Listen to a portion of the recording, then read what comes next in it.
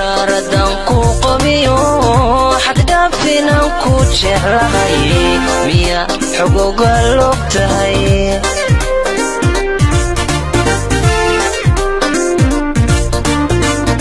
markay ku arkaan xubnuhu intay wada xaadiraan iyaguna xarakad samayn xagaaga intay dhugtaan inay duco kugu xusaan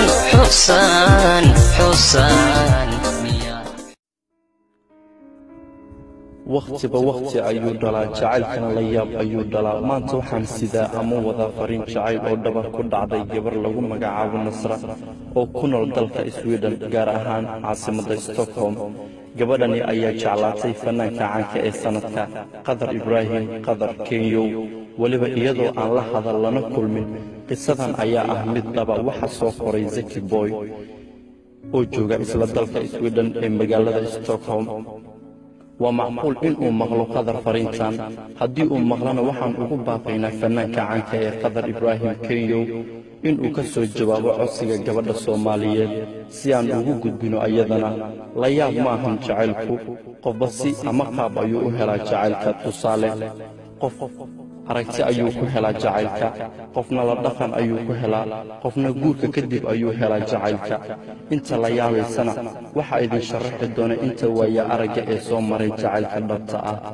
gabadhan ayaa waxa ay leedahay Qadar Ibrahim Qadar Kenyo sidatan qadarow bal igaho caano dhaaya lagu sii cabitaana kala duwan aysan lagu qalo dooga iyo caleemaha ama baliga caanka xiliftiisa deenka xilli dirtu curato cawska gaaray qariso eriyo cuntan dheelno kaligeen caadilow allahayow casiisow allahayow caawiyow allahayow ciil tirow allahayow caalamkana samaystow caafimaad taama igu sii cimri dheer allahayow calafkiga ka yeel adiga casiise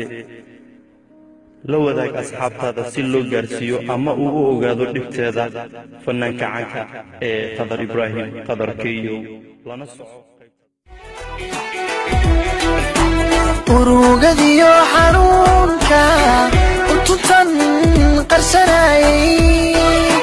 bulshadiina ogaatay way bulshadiina ogaatay